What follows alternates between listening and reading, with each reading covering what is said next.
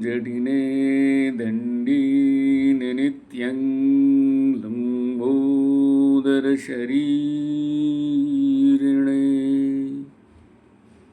कमण्डलुनिषङ्गाय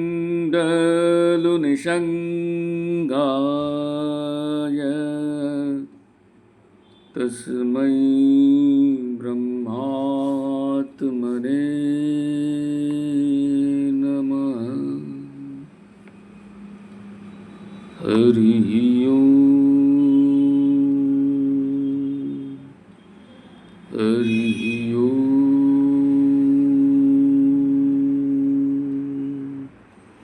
हरि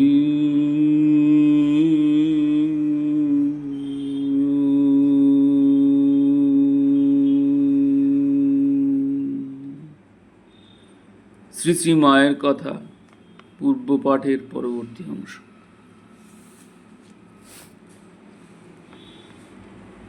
মা আমাকে বলিতেন, তোমাদের ছেলেদের ভার স্বয়ং গুরুজি নিয়েছেন।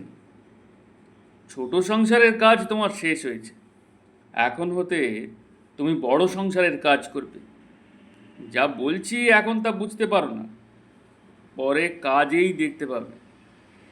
এজন্যে তোমাদের বলছি, সব লিখে রাখো, প্রতি অক্ষরে অক্ষরে ফলিতে হইবে। মা বলিতেন, আমার এ দেহটির যেদিন তিনি অবস্থাটি খুলে দিলেন, মৃত্যুটিও ইচ্ছায় দিয়াছেন। তবে যদিও ইচ্ছায় মৃত্যু দিয়াছেন, তথাপি তোমাদের উপর নির্ভর করে তোমরা বিদায় না দিলে যাব না।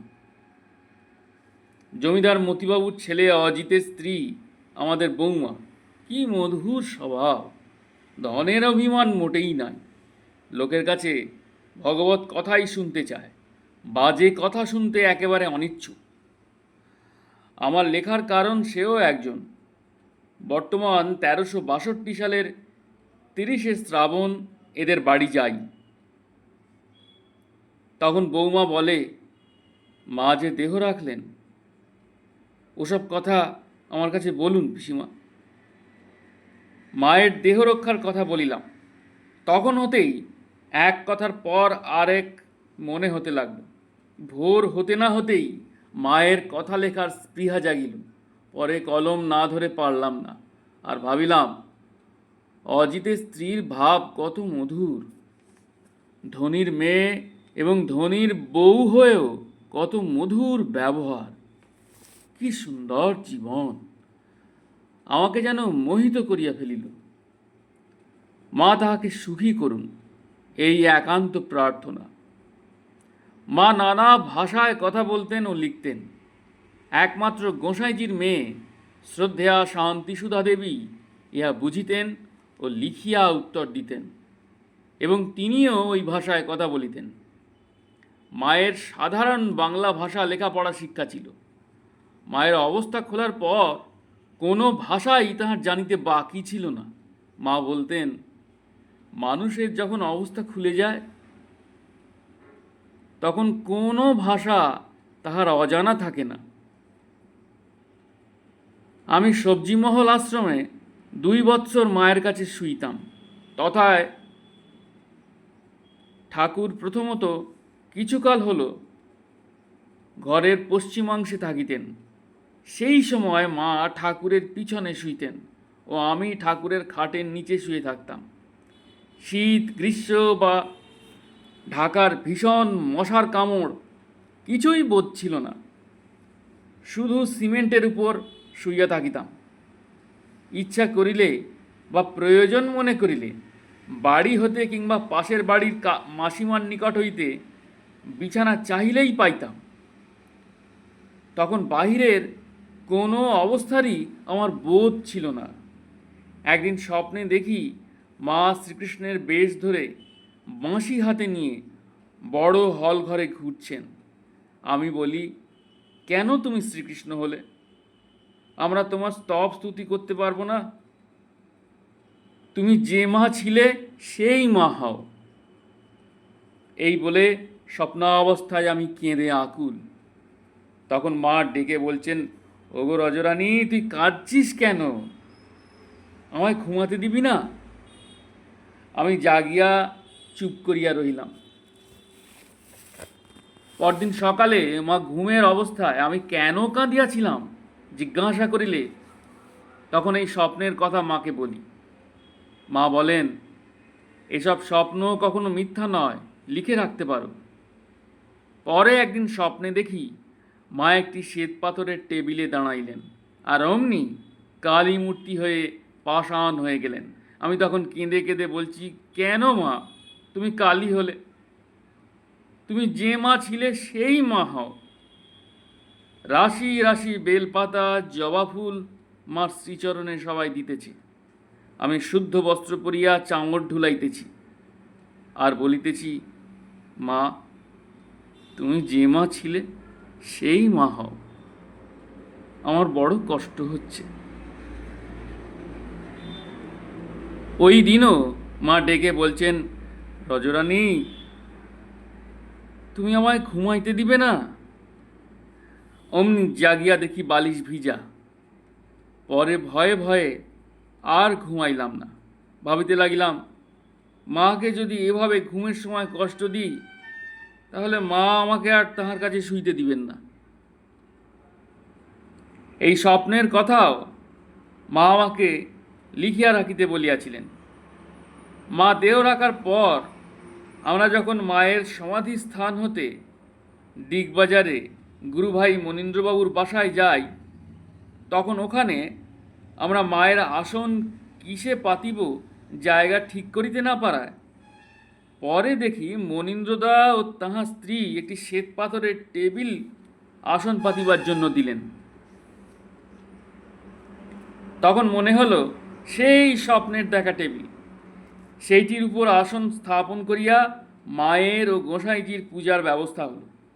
জমিদার গৃহিণী ব্রজদিদি প্রতিদিন মায়ের সেবা ও পূজার জন্যে ফুল বেলপাতা ও দুধ পাঠাইতেন। 1330 সনের কার্তিক মাসের সংক্রান্তির দিন ভোরে সবজিমহল হতে হঠাৎ মাকে মনীন্দ্রদার বাসায় নিয়ে যান। মা আমায় বলে যান, রজরানী আশ্রমের যাবতীয় নিয়মিত কাজ তুমি করবে ও সব দিক রক্ষা করবে। মায়ের সঙ্গে নাড়ুদা গেলেন। আমার তখন মাকে ছাড়া থাকতে অত্যন্ত কষ্ট হইত।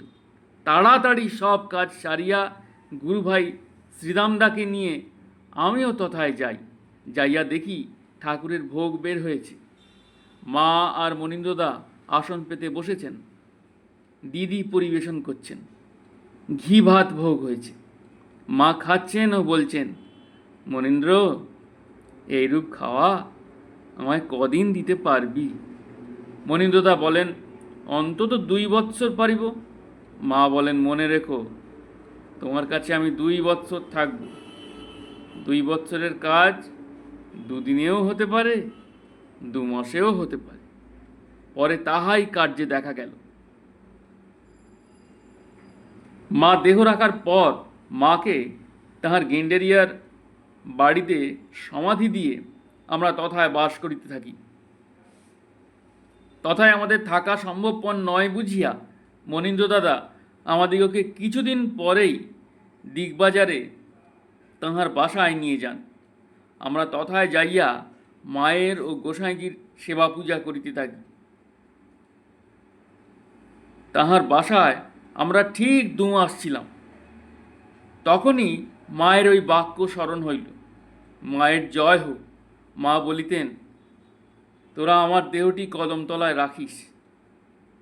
মায়ের সমাধি স্থানে নানাবিধ জংলা, কার্পাস গাছ ও কলা গাছে ভরা ছিল।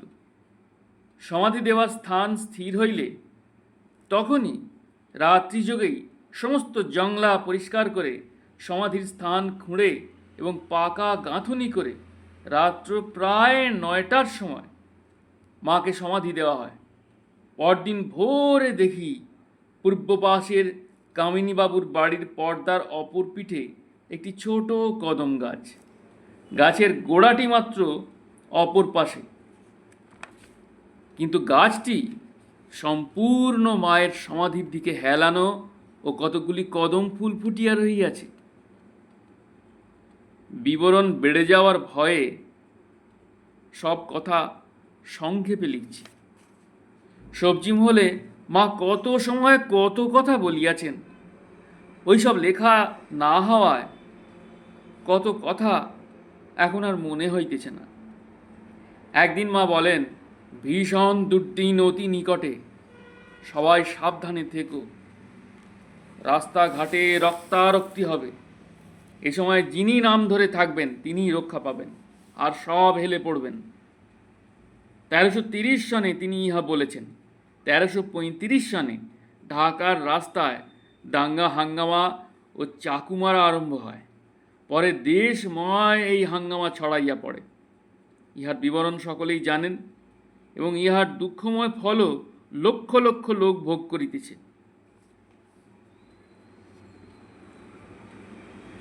মা আরও বলতেন, যিনি নামকে ধরে রাখবেন তিনিই রক্ষা পাবেন। যেমন জাঁতার খুঁটিতে যে ডাল থাকে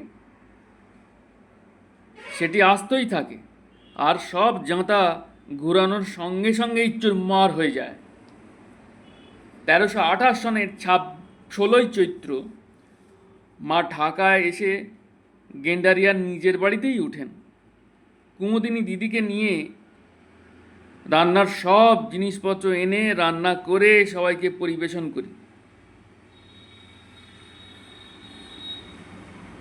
কয়েকদিন মা ওই বাড়িতে থাকার পর টোনাদার ব্যবহারে তথায় থাকা অসম্ভব মনে করিয়া তিনি 7ই বৈশাখ বেলা 9টায় আমাকে একখানা পত্র লিখে শৈলেশ দাদাকে দিয়ে পাঠান।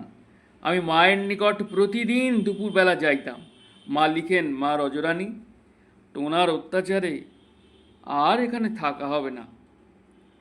তুমি যদি এখন আমায় অন্যত্র রাখো থাকবো, নতুবা আজকের মেলে নবদ্বীপ রওনা হইব। আমি তৎক্ষণাৎ জমিদার সনাতনবাবু স্ত্রীকে লিখে পাঠালাম, বুড়োমা, আপনার ভূতের বাড়ি আমার মাকে থাকতে দিবেন বলেছেন, সেই বাড়ির চাবি এই লোকের সঙ্গে দিন, এখনই মা আসবেন, নতুবা মা নবদ্বীপ ধামে চলিয়া যাইবেন। আমি পরে এসে দেখা করব। তিনি পত্র পেয়ে চাবি দিলেন। শৈলেশ দাদাকে আমি 1 টাকা দিয়ে বললাম, মাকে গাড়ি করে সবজি মহলে নিয়ে যান, আমিও যাইতেছি। মা তখনই সবজি মহলে চলিয়া যান। আমি কুমুদিনী দিদিকে নিয়ে গাড়ি করে আবশ্যকীয় বাসনপত্র ও টাকা নিয়ে যাই। 16 বৎসর যাবৎ বাড়িটি বন্ধ ছিল, তদুপরি বানরেরও দৌরাত্ম্য। কুমুদিনী দিদি ও আমি যে সমস্ত আবর্জনা পরিষ্কার করিয়া ও ধুইয়া হাট বাজার ও রান্নার ব্যবস্থা করি। বুড়োমা 2 মাসের কথা বলে বাড়ি দিয়াছিলেন। প্রতিদিনই 11টায় তিনি মাকে দর্শন করিতে আসেন। তিনি একদিন 250 টাকা দামের একখানা বেনারসি শাড়ি ও 1 ছোটা সোনার মটরমালা মাকে পাঠাইয়া দেন। সেই হারটি মায়ের সমাধি দেওয়ার সময় বিক্রয় করা হয়। গোপাল দাদা উহা 125 টাকায় ক্রয় করিয়া নেন। নাড়ুদা হারের জন্য অস্থির হয়ে পড়লেন, কেবল আমায় বলতে লাগলেন, মা, তুমি মায়ের ওই হার এনে রাখো। আমি নাড়ুদার উদ্বিগ্ন ভাব দেখিয়া ব্যাংক হইতে আমার টাকা উঠাইয়া ওই হার টাকা দিয়ে নিয়ে আসি। সেই হার এখনও আছে এবং মাকে পরানো হয়। কিন্তু দুর্ভাগ্যবশত ওই বেনারসি শাড়িখানা এবং মায়ের মূল্যবান অনেক শাড়ি প্রভৃতি 1950 সনের হাঙ্গামার কালে দুর্বৃত্তগণ মায়ের আশ্রম হইতে অপহরণ করিয়া লইয়া গিয়াছে। মাকে পূর্বে যাহা দেওয়া হইত উহা কিছুকাল পরেই তিনি অন্যকে দান করে ফেলতেন। তিনি অনেক গয়না গঙ্গায়ও দিয়াছেন। এই দেখে পরে সবজি মহলে মাকে যে গহনায় যিনি দিয়াছেন ওই সব গহনা রক্ষার উদ্দেশ্যে আমি মাকে বলি, এসব গহনা সাজায় আমরা দেখব, আবার যখন ইচ্ছে হয় খুলে নিব। তাই এই অবশেষ গহনাগুলি ছিল। উহার কতকাংশ গেন্ডারিয়ায় মায়ের সমাধি মন্দির নির্মাণ কার্যে ব্যয় হয়েছে। নাড়ুদাকে আমি বরাবরই নাড়ু বলে ডাকিতাম। দেখিতাম অতি শিষ্ট স্বভাব, স্ত্রীলোক মাত্রকেই মা বলে ডাকেন। দিবারাত্র তিনি মায়ের সেবায় নিযুক্ত থাকতেন এবং কারুর সঙ্গে বিশেষ কথা বলিতেন না ও নিজের সুখ সুবিধা কিছুই দেখিতেন না। তাহার বিছানা দিয়েও ছিল না, মায়ের পায়ের ধারেই পড়িয়া থাকিতেন। মায়ের আঁচল ধরা ছেলের মতো প্রস্রাব পেলে মা গিয়ে না দাঁড়ালে উঠে যে প্রস্রাবও করিতেন না। যখন প্রস্রাবের বেগ বেশি হইত বলিতেন, দাঁড়াবি কিনা বল, নইলে কাপড়েই প্রস্রাব করিব। মা হেসে হেসে বলতেন, ওগো রজরানী, শোন নাড়ুর কথা। নাড়ুদা বেশি রাগ হলে ল্যাংটা হয়ে কাপড়খানা ছুঁড়ে ফেলে দিতেন এবং ক্রোধের বেগে দোতলার উপর লাফায় লাফায় পড়িতেন। কীরকম লাফ দিতেন! একবার প্রাচীরে বা ছাদে লেগে আবার মেঝেতে পড়িতেন, কখনো বা লোহার রেলিংয়ে ঠাস ঠাস করে মাথা ঠুকিতেন। কেউ ধরে রাখিতে পারি নাই। তখন মা বলিতেন, দেখ রে রজরানী, নাউড়া আমায় মেরে ফেলছে, আমার মাথায় হাত দিয়ে দেখ। মায়ের মাথা ও কপাল ফুলে উঠেছে, সব আঘাতের চিহ্ন। তখন আমি বলি, নাড়ু, এ কি? মা কষ্ট পাচ্ছেন, দেখতে পাও না? দেখি যে নাড়ুর শরীরে কোনো চিহ্ন নাই, সব চিহ্ন মায়ের গায়ে। নাড়ু স্থির হলে পরে জিজ্ঞাসা করি, তুমি ব্যথা পেয়েছ?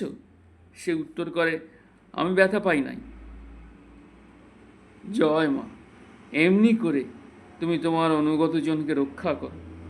জয় নাড়ুদা, তোমার জীবন ধন্য।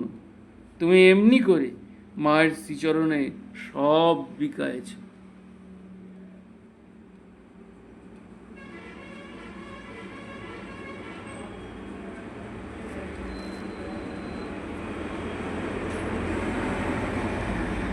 जय जमुना माई की जय।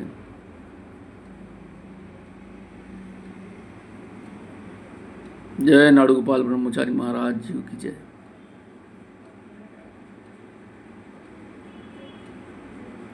जय गुरु जी महाराज जी की जय।